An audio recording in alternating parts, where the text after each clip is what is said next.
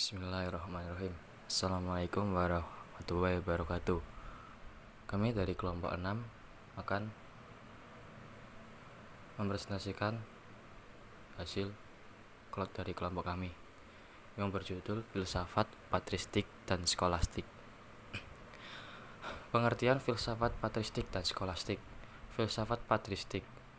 Patristik berasal dari bahasa Latin pater atau bapak, yang artinya para pemimpin gereja. Para pemimpin gereja ini dipilih dari golongan atas atau golongan ahli pikir. Dari golongan ahli pikir inilah menimbulkan sikap yang beragam pemikirannya. Mereka ada yang menolak filsafat Yunani dan ada yang menerimanya. Filsafat skolastik. Istilah skolastik berasal dari kata school yang berarti sekolah atau dari kata schooler yang berarti ajaran atau sekolahan.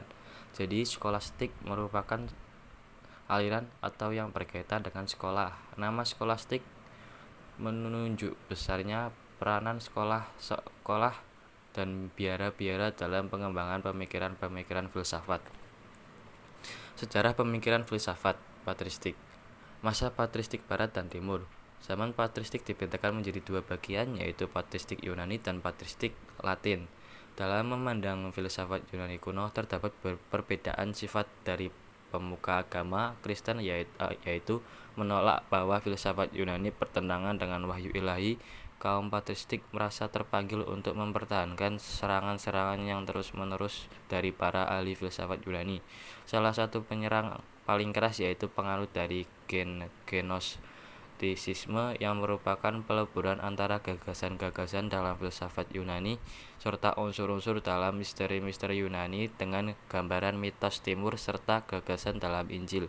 Tokoh-tokoh penting dalam filsafat patristik yaitu Justinus Martyr, Clemens, Tertullianus, dan Augustinus.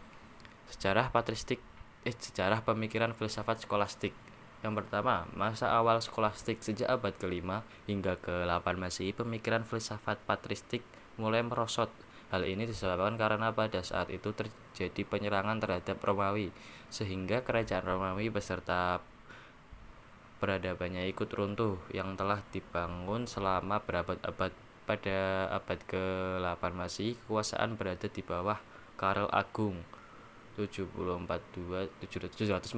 sampai 814 Masehi yang dapat memberikan suasana ketenangan dalam bidang politik, kebudayaan, dan ilmu pengetahuan, termasuk kehidupan manusia serta pemikiran filsafat menampakkan mulai adanya kebangkitan. Kebangkitan inilah yang merupakan titik puncak abad pertengahan. Awalnya skolastik timbul pertama kali di biara Italia Selatan dan pada akhirnya sampai berpengaruh ke Jerman dan Belanda.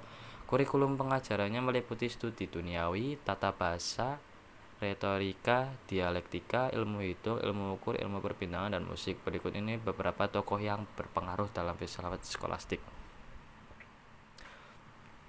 Yang pertama, puncak filsafat skolastik. Abad ke-13 dianggap sebagai zaman kejayaan filsafat dan teologi skolastik dan menghasilkan beberapa sintesa filosofis yang sangat mencolok.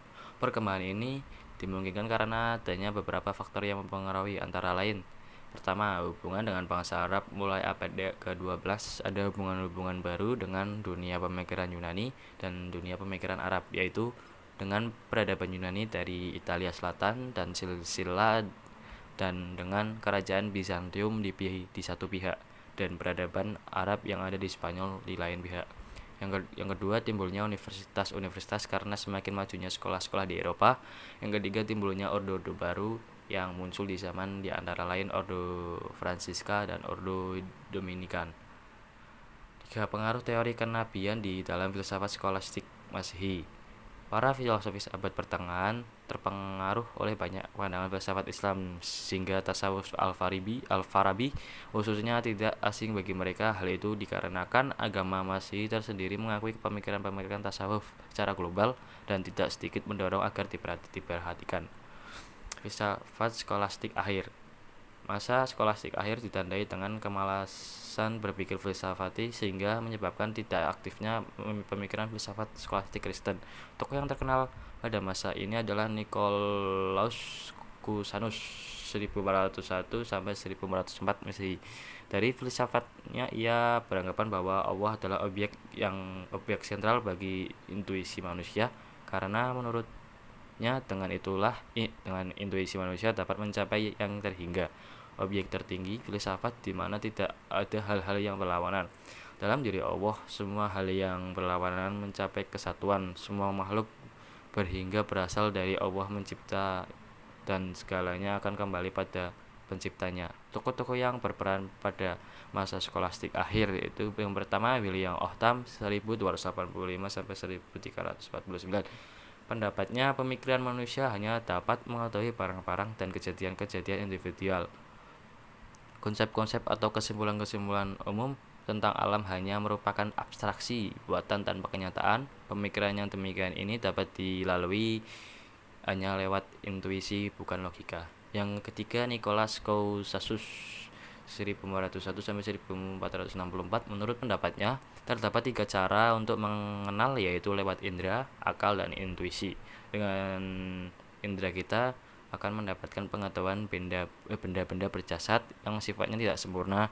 Dengan akal kita akan mendapatkan bentuk-bentuk pengertian yang abstrak berdasarkan pada sajian atau tangkapan indera. Dengan intuisi kita akan mendapatkan pengetahuan yang lebih tinggi.